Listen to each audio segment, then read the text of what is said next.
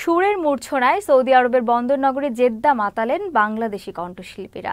Saudi আরবের জেদ্দায় general entertainment authority passport to the world quality of life প্রোগ্রামে গান পরিবেশন করেন তারা। বুধবার এই অনুষ্ঠানের উদ্বোধন করা হয়। মাসব্যাপী এই অনুষ্ঠানে 4টি দেশ অংশগ্রহণ করবে। প্রথম সপ্তাহে অংশগ্রহণ করেন ফিলিপাইন, দ্বিতীয় সপ্তাহে 7 থেকে 10 মে পর্যন্ত অনুষ্ঠানে অংশগ্রহণ করেন বাংলাদেশের সঙ্গীত শিল্পীরা। বাংলাদেশের সঙ্গীত শিল্পীদের মধ্যে গান পরিবেশন করেন নগর বাউল জেমস, ইমরান মাহমুদুল, ঐশী পড়শি সহ আরও অনেকেই। অনুষ্ঠানে রেডিমেড গার্মেন্টস, পোশাক, কুটির শিল্প, বিভিন্ন ধরনের মুখরোচক খাবারের হোটেল, ড্রাই ফুড আর স্টল সহ বাংলাদেশের সংস্কৃতিকে তুলে ধরা হয়েছে।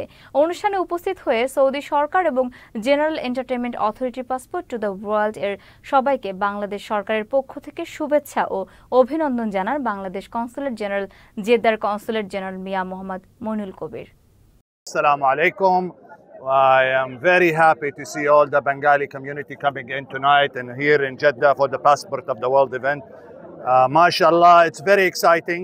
4 দিন ব্যাপী যে বাংলাদেশকে সৌদি আরবে এবং আমাদের প্রবাসী সবার কাছে, বিশেষ করে যারা স্থানীয় নাগরিক আছেন, অন্যান্য দেশের নাগরিক আছেন, তাদের কাছে বাংলাদেশের শিল্প, সংস্কৃতি, সঙ্গীতকে তুলে ধরার এই যে প্রয়াস, এটা আমাদের অত্যন্ত উজ্জীবিত করছে।